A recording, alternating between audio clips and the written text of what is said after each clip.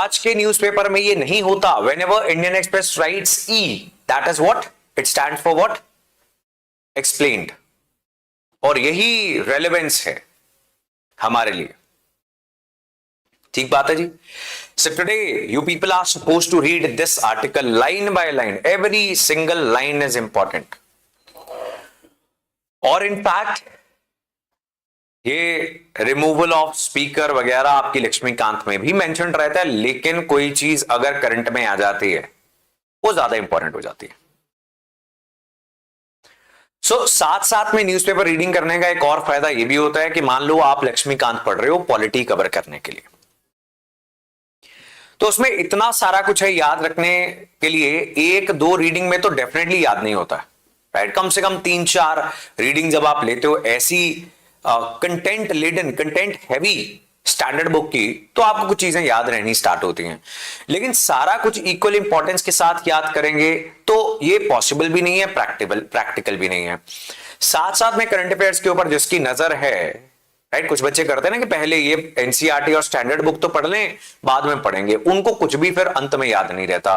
Now this speaker का removal हो सकता है, नहीं हो सकता, ये तो इवेंट है, लेकिन ये प्रोसेस हमारे लिए बहुत इंपॉर्टेंट हो गया, पार्लियामेंट हमारे लिए बहुत इंपॉर्टेंट हो गई, और ये सारे इश्यूज जो हैं उनको और भी ज्यादा फोकस और अटेंशन से पढ़ना, it becomes our duty whenever some issue is in current, right. So that is how you focus on fewer things to make sure कि वो गलत ना हो. अब देखो, can the Lok Sabha speaker be remove from the post, यहां से start होती है रेलिवेंट बात. ऑब्वियसली कोई ना कोई तो हर एक पोजीशन पे बैठे हुए व्यक्ति को रिमूव करने के लिए प्रोसेस है कॉन्स्टिट्यूशन के अंदर. अभी प्रोसेस क्या है ये हमें समझना है. Now article 94 clause C of the constitution is in news here. अब इसको पढ़ना है, एक एक लाइन इंपॉर्टेंट है प्रोसेस समझने के लिए. सो आर्टिकल 94, ये total article 94 A B C ये क्या प्रोवाइड करता है? For vacation, resignation and removal of those occupying the offices of speaker and deputy speaker, right? The head of this Lok Sabha is speaker. तो राज्यसभा में क्या होता है? राज्यसभा में कौन बैठा होता है जी? कौन सारे हाउस की प्रोसीडिंग्स को चेयर करता है? सो आर्टिकल 94 की डिटेल यहां पर दी गई है. 94A क्या बोलता है कि जो स्पीकर हैं या फिर जो डिप्टी स्पीकर हैं of the house, that is Lok Sabha, known as house of the people, उनको अपनी गद्दी छोड़नी है. If 94A says they cease to be a member of the house of people, अगर फॉर सम रीजन वो लोकसभा के मेंबर ही नहीं रह गए, राइट, राज्यसभा में होता है chairman, very nice. 94B at any time by writing under his hand address they resign from the office. वो रेजिग्नेशन खुद डाल देते हैं कि मुझे स्पीकर नहीं रहना, मुझे डिप्टी स्पीकर नहीं रहना. Then 94C जो अब चर्चा में आया है, they are removed by a resolution of the House of the People passed by a majority of all the then members of the House. यहां पर मेजोरिटी भी मेंशन कर दी है, जितने मेंबर्स हैं हाउस में उनकी मेजोरिटी अगर उनको रिमूव कर देती है, right, in that case also he will have to leave his position. अब what is the procedure? यहां से प्रोसीजर स्टार्ट हो गया. Now, see, a member wishing to give notice of a resolution for the removal of speaker or deputy speaker has to do it in writing to the Secretary General of Lok Sabha. लिखो, इसको याद करो, किसको देना है? Notice दिया जा रहा है यहां पे, and it is to be given to the Secretary General of Lok Sabha, right? It can be given by 2 or more members jointly. That is the next important thing. But no resolution for the removal of such officials moved under clause C can be moved unless at least 14 days notice has been given, right? यही याद करना होता है polity के अंदर, लक्ष्मीकांत के अंदर यही सब चीजें. तो नोटिस कितने दिन का देना है? एटलीस्ट 14 डेज का नोटिस देना इज इंपॉर्टेंट.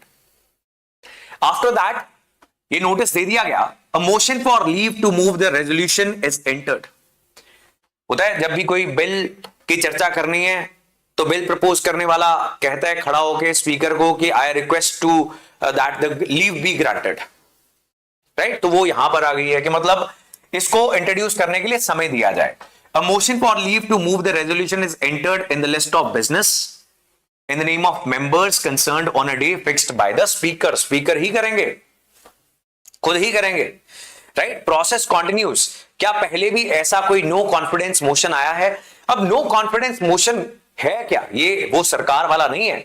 यहां पर कहने का भाव ये है कि स्पीकर जो है वो अपना काम जो है सही तरीके से नहीं कर रहे, ही इज बायस्ड और सम अदर रीजन, इसलिए हमें इनके ऊपर कॉन्फिडेंस नहीं रहा। 3 बार इन द पास्ट। अब ये याद नहीं करना, क्यों? ये कॉन्स्टिट्यूशन के प्रोविजन नहीं है ना, तो कितनी बार आया है, किसके किसके खिलाफ आया है, ये हमें याद नहीं करना। लेकिन हमें पता है that this move is not unprecedented. ऐसा नहीं है कि पहली बार ये हुआ है, इससे पहले भी ऐसा हो चुका है, right. Now such a motion requires to be backed by at least 2 members of the House of the People, that is Lok Sabha, and 50 members have to stand up in its favor, right? तो ये कितने members? 50 members. They have to stand up in its favor to show that quorum of the House supports this notice, right? इससे पहले जीवी मावलंकर थे, बलराम जाखड़ थे, हुकुम सिंह थे, इनके खिलाफ भी आया हुआ है, but that is not important. Right. अब गाइडलाइंस का पालन क्या करना है? What are the guidelines? Then comes rule 200A। इससे पहले अभी आपने आर्टिकल कौन कौन से? 3 आर्टिकल्स हमने अभी तक याद कर लिए हैं। कौन कौन से? Right it down. जो ये रिमूवल, रेजिग्नेशन सब कुछ रेगुलेट करते हैं, स्पीकर का और डिप्टी स्पीकर का। Article 94 ABC। ठीक बात है, याद हो रहा है। देन अब आ गया जी rule 200A। Rule are not very important, जिसकी पॉलिटी हो गई है उसको पता होना चाहिए। Articles are very important, but पढ़ लेते हैं।